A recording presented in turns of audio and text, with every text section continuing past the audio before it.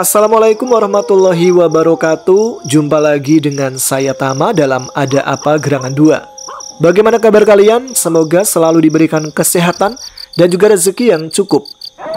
Seperti yang kalian ketahui, di Ada Apa Gerangan ini saya akan khusus membacakan cerita-cerita mistis bersambung. Dan kali ini kita akan lanjutkan cerita sebelumnya tentang sebuah pendakian ke Gunung Salak oleh Mapala, salah satu universitas, yang akhirnya mereka malah terjebak dan kembali ke masa lalu, tepatnya di tahun 1986, di mana tahun itu terjadi sebuah tragedi. Mapala di kampus mereka hilang dan tak pernah ditemukan. Nah, seperti apa kelanjutan ceritanya? Langsung saja kita simak. Teman-teman, ada apa gerangan? Ceritanya mulai dari sini. Feby menarik nafas panjang, berusaha mengumpulkan keberanian. Tangannya sudah menempel pada resleting pintu tenda. Tinggal ditarik saja, selesai. Semua akan terjawab, apapun yang menunggu di dalam. Pelan-pelan tapi pasti, resleting itu pun terbuka. Begitu celahnya cukup, Feby terperanjat. Di hadapannya berdiri Santi. Wajahnya pucat, kontras dengan semburat merah darah yang mengalir di permukaan pipi. Pemandangan itu membuat Feby refleks ingin menutup kembali tenda dan kabur. Yanu, ada Kak Santi, seru Feby gugup. Ia segera masuk ke dalam tenda sambil menunjuk keluar. Yanu yang tadinya masih berbaring langsung membuka mata dan berkedip cepat. Kak Santi, ya bagus dong, berarti dia sudah kembali, ucap Yanu dengan nada lega. Namun Feby malah mencengkram lengan Yanu. Ia yakin pernah menceritakan pada Yanu bahwa Santi sudah meninggal di depan matanya sendiri, terbunuh dengan cara mengenaskan. Kejujuran itu ia ungkap karena Yanu termasuk anggota Mapala Junior. Tunggu, Kak Santi. Yanu mulai sadar ada yang janggal. Tatapannya beralih ke arah Feby. Kalau begitu kenapa dia bisa ada di sini? Apa dia bergentayangan? Yanu pun menoleh ke sekeliling dengan waspada. Feby buru-buru menempelkan telapak tangan ke mulutnya. Tak ingin Wati yang tidur di sudut tenda mendengar pembicaraan mereka. Sayangnya, suara Yanu tadi sudah cukup keras untuk membangunkan Wati dan Sela. Keduanya yang semula tertidur, kini duduk sambil mengucek mata, terganggu oleh kegaduhan. Wati menatap Feby dengan wajah penuh harap. Matanya berbinar-binar. Apakah Santi sudah ditemukan? Di mana dia, Feby? Tanyanya penuh semangat. Feby hanya bisa membalas tatapan itu dengan kebingungan. Ia sendiri masih sulit menjelaskan apa yang barusan dilihatnya. Sela yang juga tahu kisah tragis tentang Santi justru terlihat pucat pasi. Perempuan itu yakin kalau benar sosok itu muncul, pasti bukan Santi yang sebenarnya. Paling tidak entah hantu atau makhluk gaib lain yang menyerupainya. Di mana, Feb? Kamu lihat Santi di mana? Desak Wati sekali lagi. Telunjuk Feby yang masih mengarah keluar tenda membuat Wati paham maksudnya. Tanpa banyak bicara, Wati segera melangkah keluar. Feby, Sela dan Yanu refleks mengikuti langkah Wati.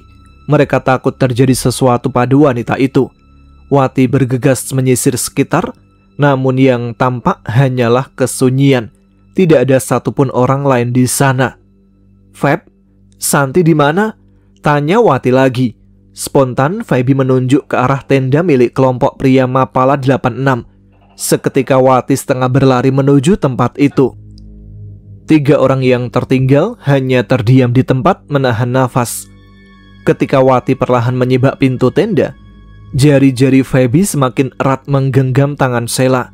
Yanu yang gemetar mendekat, merapatkan tubuhnya ke Feby, mencari perlindungan.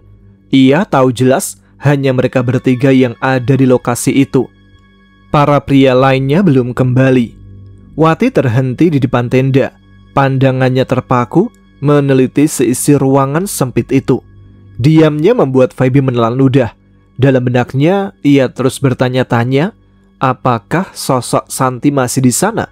Jika benar, dalam wujud seperti apa? Masihkah tubuh itu penuh darah? Perempuan asal Sumatera itu menoleh ke arah Feby dengan tatapan serius. Nafasnya tersengal, dadanya terasa sesak. Apa yang harus ia lakukan sekarang? Apakah Wati akan marah karena kondisi Santi tadi? Apa salahnya tidak segera menolong? Feb, jangan bercanda ya. Kita memang sedang mencari keberadaan Santi, tapi bukan begini caranya. Di dalam tenda itu kosong, gak ada siapa-siapa, ujar Wati tegas. Feby yakin betul dia barusan melihat Santi. Ia setengah berlari mendekati Wati dan menyibak pintu tenda lebar-lebar. Tapi benar saja, ruangan kecil itu kosong melompong, tidak ada siapapun. Kemana perginya Santi? Feby merinding. Tentu saja jawabannya hanya satu. Sosok itu bukan manusia. Dengan perasaan mual, tangannya mengusap tengkuknya sendiri. Maaf kak, mungkin aku salah lihat. Soalnya kepikiran Kak Santi terus, bisik Feby lirih. Suaranya hampir tenggelam. Ia berusaha menenangkan diri, walau pikirannya tetap berkecamuk. Kalau benar yang muncul tadi arwah Santi, berarti ia hanya ingin menampakkan diri sekejap sebelum kembali tenang di alam sana. Terus yang lain pada kemana? Kenapa cuma kita saja di sini? Tanya Wati lagi, pandangannya tajam membuat Feby semakin salah tingkah. Feby melirik Yanu, berharap pria itu bisa menolong menjawab. Tapi Yanu malah semakin membeku. Wajahnya dikuasai ketakutan, dan ia tak mampu berkata apa-apa. Akhirnya Feby terpaksa membuka suara. Mereka lagi cari Kak Rusman. Wati menatap Feby lebih intens, seolah ingin memastikan kebenaran kata-katanya. Sekarang giliran Rusman yang hilang. Apa dia dibawa lelaki misterius itu? Atau dijadikan tumbal oleh Pak Yono? Feby tercekat. Ia tidak tahu harus menjawab apa. Hanya mampu menggeleng pelan. Wajahnya memucat. Hawa dingin merayap ke tubuhnya. Dalam hati Feby benar-benar cemas. Bagaimana jika setelah kelompok Mapala 86 habis satu persatu, kini giliran mereka yang junior jadi sasaran? Aku tidak tahu kak. Aku tidur sama kakak di tenda. Tapi setelah mendengar keributan di luar, aku terbangun dan melihat mereka pergi mencari Kak Rusman. Aku sempat minta Yanu untuk tetap menemani kita. Wati terdiam, wajahnya menunjukkan keterkejutan. Sepertinya ia mulai sadar semua ini hanya soal waktu. Nyawa mereka seolah sedang digilir satu persatu. Bukankah hidup memang begitu? Tinggal menunggu kapan dipanggil yang kuasa. Namun, cara menghilangnya teman-teman mereka seperti dicabut paksa tanpa ampun. Justru membuat suasana semakin menekan, hampir menyeret pada keputusasaan. Beberapa menit kemudian, rombongan yang tadi pergi akhirnya kembali. Tapi tak ada tanda-tanda Rusman bersama mereka. Feby, Sheila dan Yanu langsung menyongsong, berharap ada kabar baik. Sepertinya Rusman hanyut atau tenggelam di dekat air terjun, ujar salah satu dari mereka dengan suara parau. Kami cuma menemukan ini. Ia mengangkat satu set pakaian yang terakhir dikenakan Rusman. Kainnya basah dan berbau sungai. Feby tercekat lagi. Apa itu berarti perjalanan Rusman benar-benar sudah berakhir di gunung ini? Kisah kembali lagi pada kehilangan tanpa jejak. Seakan-akan ada pola yang rapi dan sengaja disusun. Feby merasakan bulu kuduknya berdiri setiap kali memikirkan bagaimana satu persatu dari mereka lenyap tanpa sisa. Rasanya menakutkan. Sudah benar-benar dicari? Tanya Wati dengan suara bergetar. Wajahnya terlihat begitu terpukul. Apalagi bayangan tentang Santi yang dulu juga pergi yang tak pernah kembali masih melekat kuat di pikirannya.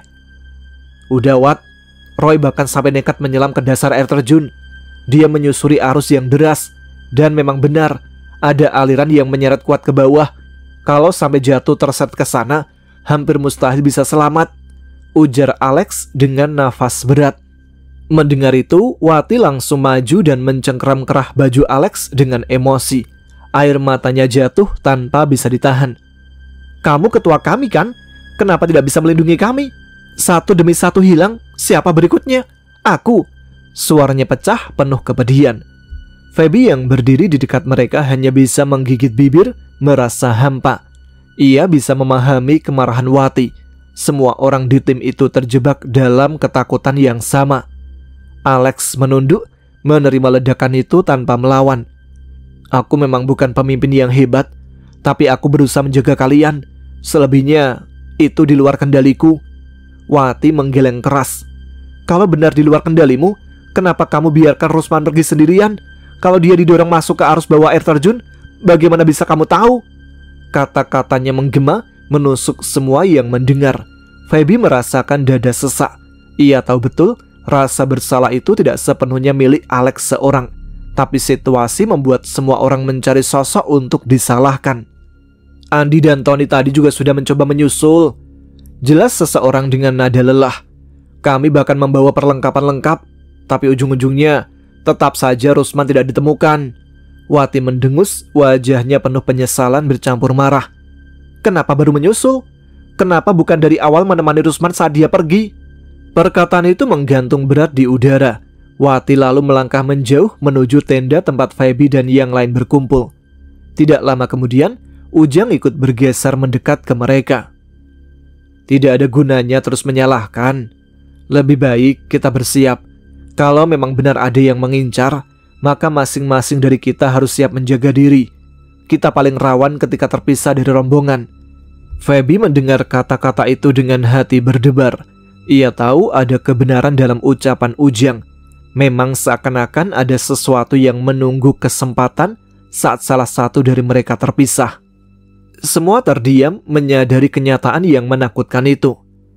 Maka dari itu, tambah Ujang kali ini lebih tegas. Apapun yang terjadi, jangan ada yang bepergian sendirian. Kalau ada yang meminta ditemani, jangan menolak. Itu jalan terbaik untuk sekarang. Feby melihat semua orang di sana mengangguk. Instruksi itu sederhana, tapi jelas. Mereka semua mengerti bahwa sekarang nyawa bergantung pada kebersamaan. Namun, jauh di dalam hati Feby, ada pertanyaan yang terus menghantui. Setelah Rusman, siapa lagi yang akan jadi korban? Dengan cara apa? Apakah mungkin para Mapala 86 ini bisa tetap selamat jika mereka tak pernah berpisah sendirian? Tangis Wati akhirnya pecah. Di dalam tenda, Feby dan Sheila hanya bisa menggenggam jemarinya, mencoba memberikan ketenangan. Tubuh Wati bergetar hebat karena isak yang tak kunjung reda. Feby menatapnya dengan hati pilu. Baru kali ini ia melihat Wati begitu rapuh dan tak berdaya. Dari kelompok Mapala 86, kini hanya tersisa segelintir orang saja. Alex, Ujang, Roy, dan Wati. Satu persatu anggota lainnya sudah hilang entah kemana, seolah bumi menelannya begitu saja. Semua masih diliputi kabut misteri. Rusman yang terakhir hilang hanya meninggalkan pakaian terakhirnya di tepi air terjun. Tanpa ada penjelasan yang pasti, mereka hanya bisa menduga-duga. Apakah Rusman dihabisi dalam keadaan tanpa busana? Atau mungkin ia sengaja didorong jatuh ke bawah sana? Atau malah tubuhnya sudah dipindahkan ke tempat lain dengan cara yang tak terbayangkan? Kak, cukup, jangan menangis terus. Suara Yanu terdengar lirih. Ia berusaha menenangkan Wati, meski tahu kata-katanya tak banyak membantu. Namun Wati tak kuasa menahan air matanya. Tangannya terangkat menutupi wajah. Tubuhnya perlahan merosot hingga kepalanya bertumpu pada lutut. Tangisnya pecah lagi, lebih pelan, tapi semakin menusuk hati siapapun yang melihatnya. Feby hanya bisa terdiam merasakan kesedihan yang sama. Bagaimana tidak, kematian seolah berdiri sangat dekat. Sementara itu, para lelaki yang tersisa tampak sibuk berdiskusi di luar tenda.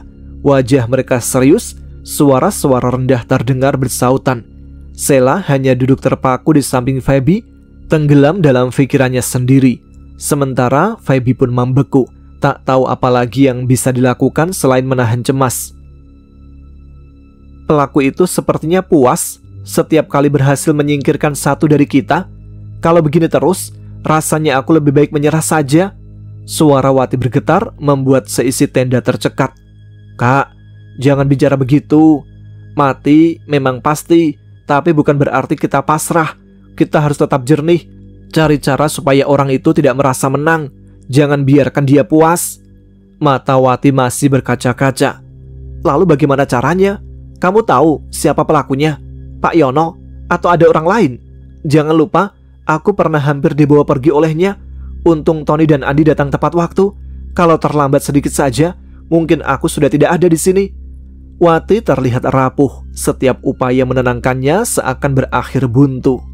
Feby yang sedari tadi duduk di sampingnya akhirnya memeluk tubuh Wati erat-erat.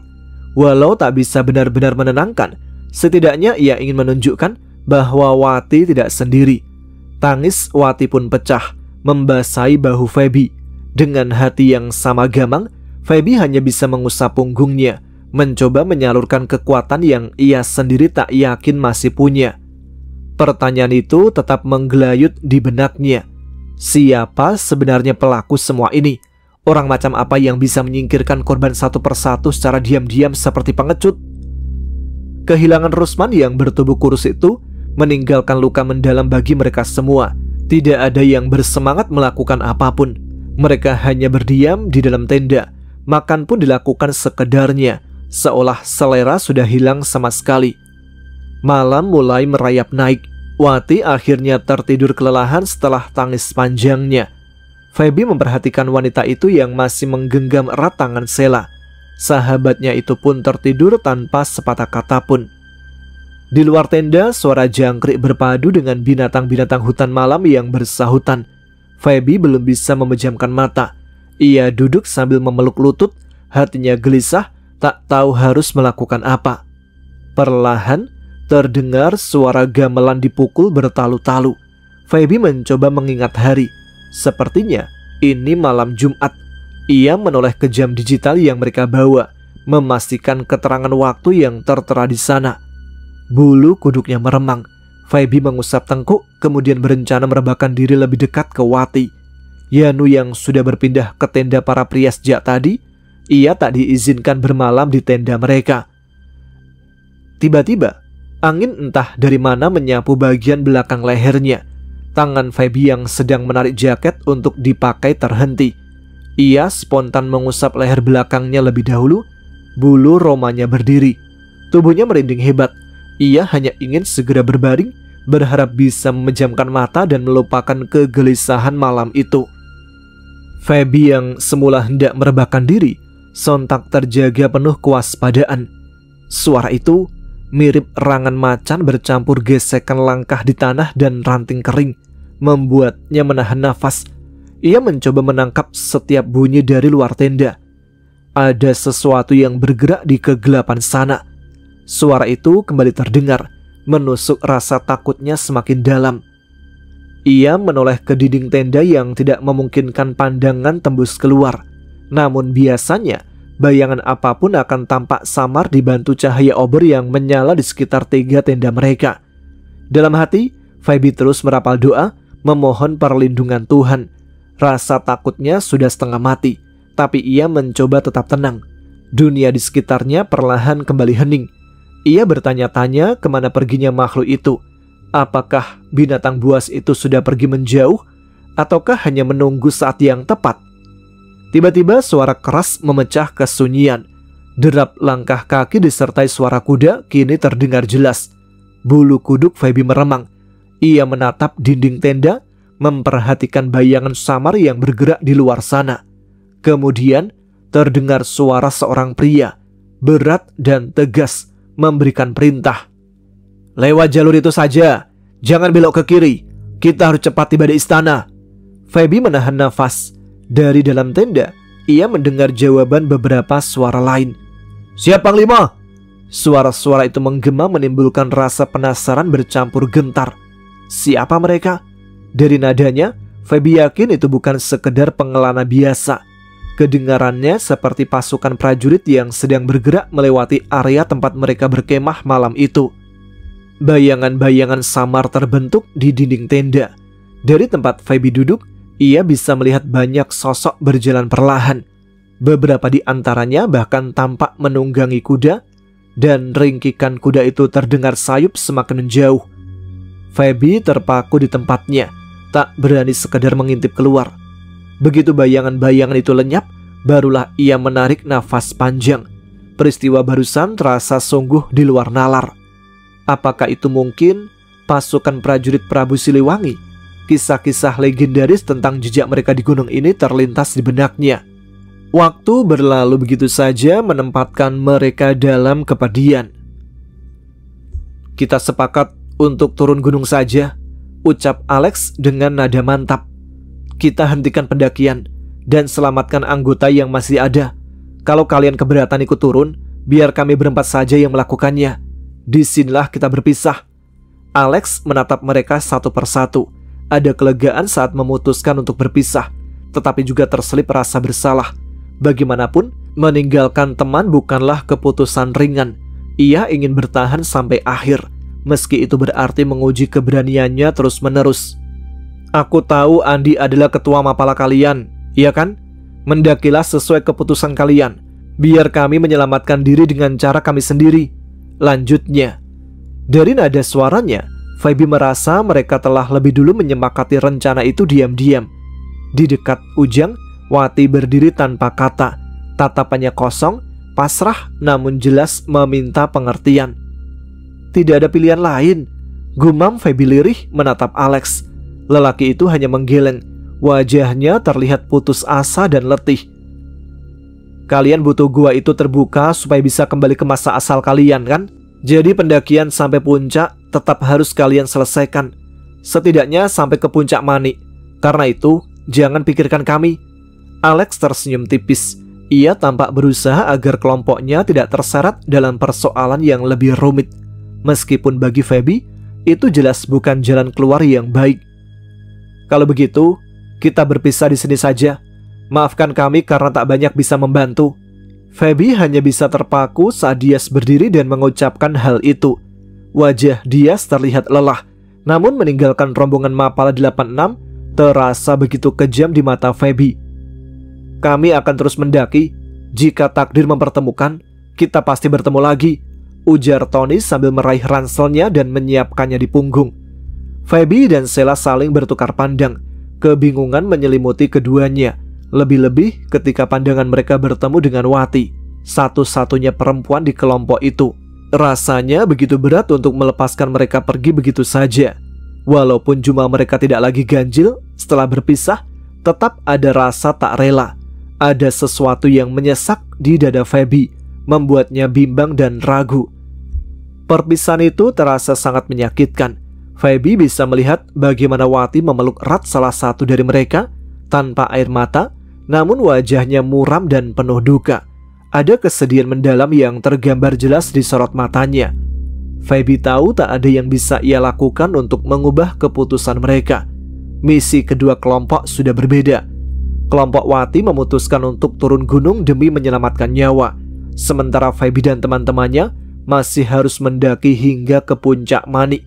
Hanya dengan begitu, mereka bisa menemukan gua yang diyakini menjadi penghubung antar dimensi, satu-satunya jalan agar mereka dapat pulang dengan selamat. Ia tak bisa menahan pikirannya untuk tidak membandingkan kejadian ini dengan kisah yang pernah ia dengar, seolah sejarah mengulang dirinya. Dulu, Rusman menghilang dan para pendaki memutuskan menghentikan perjalanan. Namun ujung ceritanya selalu sama, mereka kembali tanpa nama. Feby bertanya-tanya, mungkinkah para pemburu itu masih mengintai hingga akhir? Aku nggak sanggup ninggalin Kak Wati, ucap Sheila lirih, suaranya bergetar. Air mata mengalir di pipinya. Dias menghela nafas panjang, matanya memandang kosong ke arah jalur turun.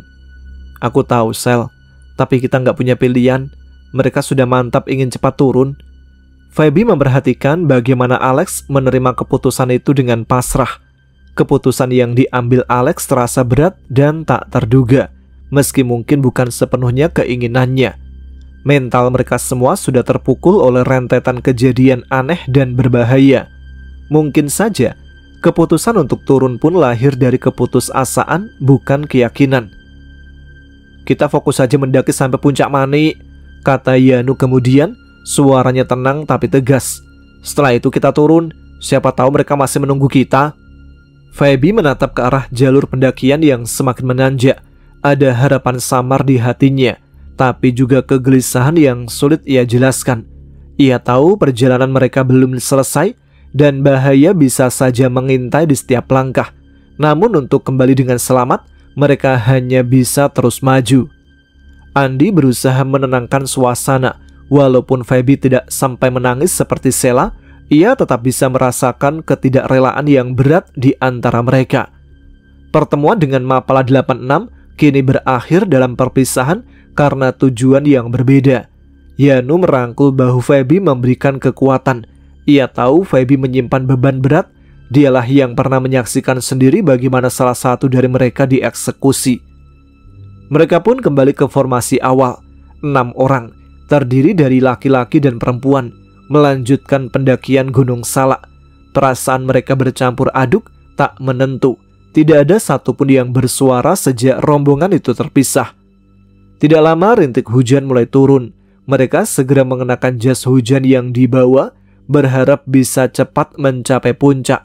Bukan puncak sejati Gunung Salak yang katanya tak seorang pendaki pun pernah capai, tetapi setidaknya titik tertinggi yang sanggup mereka daki selama ini. Pikiran Feby melayang pada kelompok yang telah pergi. Bagaimana nasib mereka sekarang? Tunggu sebentar. Sepertinya ada suara dari arah sana, seru Tony sambil merentangkan tangan memberi isyarat agar semua berhenti. Mereka langsung menajamkan pendengaran, waspada.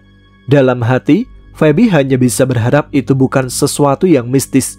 Siang itu terang benderang meski gerimis turun tanpa diundang. Benar, suara itu dari arah sana, saut Yanu cepat. Feby dan Sela saling pandang. Ada trauma yang mengendap di hati mereka. Suara-suara asing selain milik rombongan sendiri selalu membawa ketegangan. Siapa yang mengeluarkan suara itu? Mereka bergerak pelan, menyibak rerumputan tinggi yang menutup jalan. Meski bukan jalur setapak resmi, belukar itu masih bisa dilalui. Namun Feby tahu mereka harus berhati-hati. Ular bisa saja bersembunyi di antara semak dan menggigit tanpa disadari. Suara lirih tiba-tiba terdengar. Pak Yono melantunkan bait dalam bahasa Jawa dengan nada sendu. Ono garwa milih lunga. Bait itu mendadak berhenti, bukan karena Pak Yono lupa lirik. Feby cukup yakin itu memang karangan spontan. Lelaki tua itu menatap mereka, jarinya masih memainkan ranting kecil seolah mencari nada. Apa yang sedang Bapak lakukan? Tanya Tony. Lelaki tua itu menarik nafas pelan. Hanya beristirahat sebentar. Kalian sekarang tinggal berenam. Mereka kemana? Pak Yono memandang ke arah belakang mereka, menelisik hutan seakan mencari sosok-sosok yang sudah tidak lagi bersama. Ia pasti tahu kelompok itu sudah bukan satu rombongan lagi. Mereka sudah turun gunung. Pak Yono menggeleng pelan. Seharusnya kalian tidak meninggalkan mereka. Suara Pak Yono terdengar tegas namun penuh kegelisahan. Aku melihat sendiri, ada sosok pria yang terus mengawasi langkah mereka. Dia pasti akan mengikuti sampai semua celaka. Raut wajah Pak Yono tampak panik, pemandangan yang jarang Feby lihat. Dalam hatinya, Feby bertanya-tanya, apakah ini kenyataan atau sekedar akal-akalan? Jangan-jangan ia marah karena pendaki itu turun setelah perjuangan panjang dan kini ia mencari alasan lain? Mungkinkah kalimat tadi hanya siasat untuk menutup sesuatu? Kalau begitu, pengintai yang dimaksud itu Bapak sendiri kan? Kalau Bapak ada di sini, mestinya mereka aman. Bukannya ikut turun seperti yang kalian bilang, ujar Tony, matanya tajam mengarah pada Pak Yono. Yanu tanpa ragu menunjuk Pak Yono seolah-olah pria tua itu adalah dalangnya. Namun Pak Yono hanya menghela nafas panjang. Aku tidak ada hubungannya dengan nasib buruk mereka. Masa kalian percaya begitu saja pada ucapan jin yang sempat merasuki Wati? Itu bukan tolok ukur kebenaran. Percayalah, aku tidak terkait dengan apapun yang menimpa mereka. Pak Yono tampak begitu serius. Andi berdiri diam mengamati setiap gerak-geriknya. Feby pun mencoba menangkap kejujuran di wajah lelaki tua itu. Apakah benar dia tak bersalah? Kita harus segera turun. Suara Andi akhirnya memecah ketegangan. Aku yakin mereka belum terlalu jauh. Andi bersiap memberikan komando, tapi tangannya ditahan oleh Dias. Mereka saling bertukar pandang dengan intensitas yang membuat Feby resah. Ada sesuatu yang tak mereka katakan, sebuah keraguan atau perbedaan pendapat yang Feby tak sepenuhnya mengerti. Kita lanjutkan saja pendakian ini, Kak. Kita juga menghadapi masalah sendiri. Bagaimanapun mereka memang akan mati. Sejarah sudah menulisnya, ucap Dias datar. Andi terlihat tidak sependapat. Meskipun perkataan Dias mungkin ada benarnya, Feby tahu bahwa Andi masih berharap bisa bertemu mereka. Barangkali takdir masih bisa diubah. Kita tetap bisa mendaki, tapi tolong kita bantu mereka dulu, sahut Andi. Andi tampak percaya masih ada kesempatan kedua. Ia tak ingin bersikap egois. Ia ingin menolong anggota Mapala 86 yang kini mungkin sedang diawasi oleh sosok misterius. Kita ini sudah kelelahan, Kak. Waktu juga sudah banyak terbuang. Sampai kapan kita harus bertahan di sini? Aku ingin pulang. Aku tidak mau terus terjebak dalam tahun yang sudah lama lewat. Kalau kita terus di sini, bisa-bisa kita ikut mati, kata Dias, suaranya mulai meninggi. Andi menggeleng keras. Ia berbalik meninggalkan jalur setapak. Sheila menyusulnya, sesekali menoleh ke arah Feby yang berdiri agak dekat dengan Pak Yono. Setelah ini, Alex yang akan mati. Suara Pak Yono pelan tapi menggetarkan hati. Kepalanya akan dipenggal supaya lebih mudah untuk mencabut nyawanya. Itu yang kulihat dalam mimpiku semalam. Menyeramkan.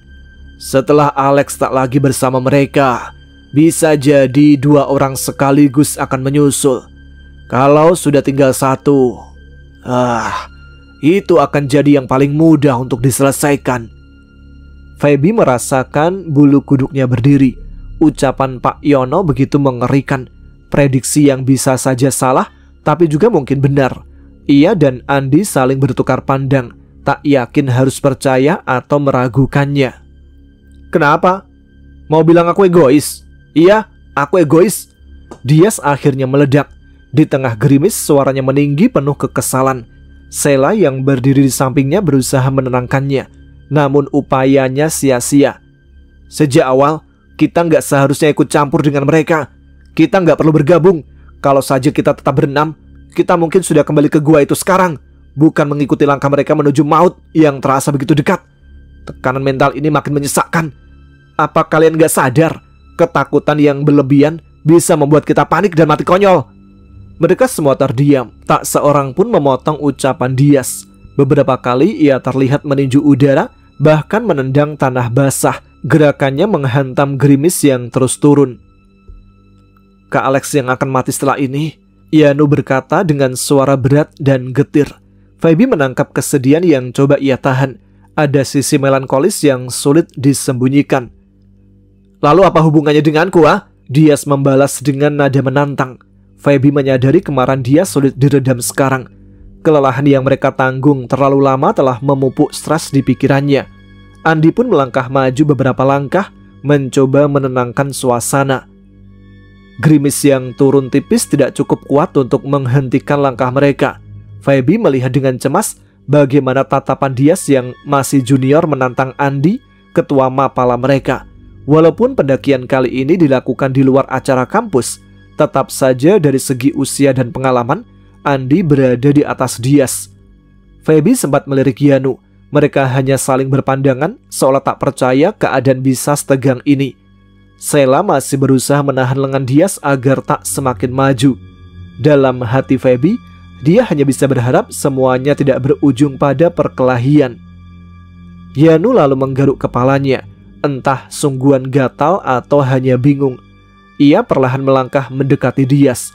Feby bisa melihat sekilas senyum puas di wajah Sheila, seakan ia merasa berada di pihak yang benar. Hati Feby sedikit kecewa. Ia sempat berharap kegiatan ini bisa berjalan lancar, bahkan sempat membayangkan bertemu kembali dengan para senior Mapala tahun 86. Namun kenyataannya, justru Yanu kini berdiri mendukung Dias. Maaf Yas, kita emang sahabat, tapi untuk kali ini aku sepakat dengan Kak Andi. Aku ingin membantu Mapala 86. Ada sisi kemanusiaan yang gak boleh diabaikan. Setelah menepuk bahu Dias, Yanu berbalik arah. Ia kemudian berjalan ke sisi Andi. Situasi langsung berubah. Dukungan kini tampak berat sebelah, sementara di pihak Dias belum ada satupun yang mau memberi suara. Aku juga ikut Kak Andi. Maaf bro, kata Tony yang sejak tadi berdiri tak jauh dari Andi. Ia sama sekali tak bergerak mendekat ke Dias. Senyum getir muncul di bibir Dias. menatap wajah Feby yang hanya bisa diam terpaku. Sheila terlihat bimbang. Ia menarik nafas panjang lalu melepaskan genggaman tangan dari lengan Dias. Wajah Dias tampak semakin pucat, seolah ditinggalkan satu persatu. "Sayang, kamu juga nggak berpihak kepadaku?" tanya Dias selirih menatap Sheila dengan jemarinya yang masih berusaha menahan. "Bukan berarti aku menolakmu, tapi kondisi sekarang ini lebih membutuhkan kita, sayang. Apa yang kulakukan bukan karena aku nggak peduli sama kamu. Kamu pasti ngerti kan maksudku?" jawab Sheila pelan. Perempuan berambut ikal itu akhirnya benar-benar melepaskan genggaman Dias, lalu berjalan melewati Feby menuju sisi Andi. Feby menghela nafas berat. Sorot mata Dias yang memohon membuat hati Feby terasa perih, seakan ia diminta untuk memilih, dan itu membuat dadanya semakin sesak. "Aku rasa tanpa harus ikut voting pun sudah jelas ya siapa yang mendapatkan suara terbanyak," ucap Feby pelan. Dias hanya mengedipkan mata malas. Raut wajahnya kesal karena tak ada satupun yang berdiri di pihaknya. Beberapa kali ia meraih ranting jatuh kemudian membuangnya sembarangan. Tak lama Andi mendekat ke arah Dias. Yang lain hanya menunggu di tempat, berharap tak ada perpecahan lagi. Dari hati ke hati, Feby tahu mereka semua harus tetap solid. Ada kelegaan ketika Andi dan Dias akhirnya berpelukan. Yanu dan Tony ikut berlari mendekat, merangkul keduanya dengan senyum lega. Feby dan Sheila pun saling menggenggam tangan, tersenyum bersama melihat kebersamaan itu kembali terjalin. Misi mereka kembali sejalan. Semoga kali ini bisa benar-benar membawa kebahagiaan, sebuah berkah, sebuah perlindungan dari segala bahaya. Feby yakin Tuhan yang berkuasa atas alam semesta pasti menjaga langkah mereka. Menuruni gunung jelas membuat langkah mereka lebih hati-hati. Jalanan yang curam dan licin bisa membuat siapa saja tergelincir bila tak seimbang. Matahari pun perlahan condong ke barat, seakan menuntun mereka turun menuju senja. Rasa lelah sebenarnya sudah mulai terasa. Feby hanya berharap mereka segera tiba di tempat Mapala 86 berada. Semoga posisinya belum terlalu jauh, agar mereka tak perlu menghabiskan waktu terlalu lama di jalur turun ini. "Kita nggak salah jalan kan? Harusnya aku masih ingat jalur ini, sama dengan yang tadi kita lewati bukan?" tanya Tony sambil memastikan. Yang lain termasuk Feby mengangguk pelan. Andi memperkirakan perjalanan naik tadi belum genap 2 jam. Dengan kondisi Wati yang ringkih, kemungkinan besar mereka tidak bisa menuruni gunung secepat ini. Yanu ikut menimpali. "Benar, Kak Wati memang yang paling lemah tenaganya. Pasti mereka sering berhenti untuk istirahat." Mereka terus melangkah hati-hati meski jalannya menurun. Beberapa kali Yanu hampir tergelincir, namun tetap berusaha semangat. Tiba-tiba terdengar suara pekikan minta tolong lirih. Semua langkah terhenti. Feby pun ikut menajamkan pendengaran. Andi segera memandang satu persatu, memastikan posisi mereka tetap aman. "Suaranya dari arah sana," kata Tony cepat. Feby mengangguk karena jelas suara itu datang dari depan. Mereka pun bergegas menuju sumber suara. Pikiran Feby penuh kecemasan. Bagaimana jika itu benar salah satu anggota Mapala 86? Panik membuat langkahnya kacau hingga kakinya salah pijak. Tubuhnya oleng ke samping hampir terjatuh. Feby hanya sempat meraih akar pohon yang menjuntai. Tubuhnya tergantung di sisi jalan setapak.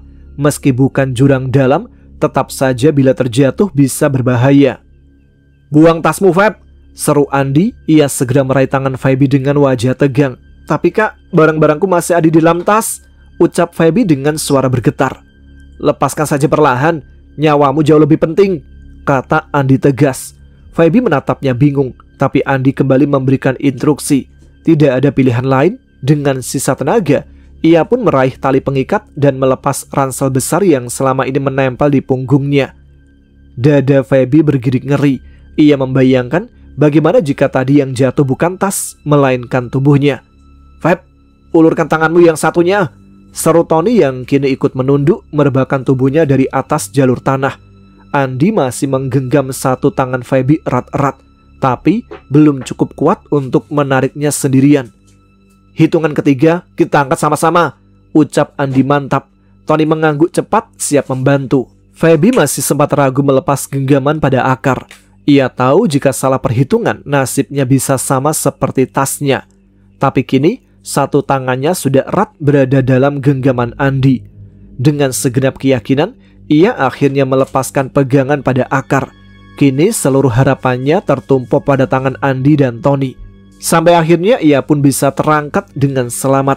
Ia berusaha bangkit dengan tubuh yang penuh rasa sakit. Entah bagaimana ia bisa selamat. Padahal tadi tubuhnya sempat menghantam beberapa ranting hingga patah. "Gimana, Feb? Apakah baik-baik saja?" tanya Andi. "Iya, Kak, aku baik-baik saja. Bisa kita lanjutkan sekarang? Kita harus segera menyusul anggota Mapala 86. Dan saat itu juga mereka segera melanjutkan perjalanan, berharap anggota Mapala 86 masih selamat dan mereka bisa merubah takdir buruk yang dialami oleh anggota Mapala 86. Baiklah teman-teman, sampai sini dulu ya episode kali ini. Kita akan lanjutkan pada episode selanjutnya. Terima kasih untuk kalian yang sudah menyimak episode kali ini. Jangan lupa untuk tuliskan komentar, tunjukkan eksistensi kalian. Dan sekarang saya Tama harus pamit. Kita jumpa lagi di episode selanjutnya. Tetap semangat, jaga kesehatan. Wassalamualaikum warahmatullahi wabarakatuh.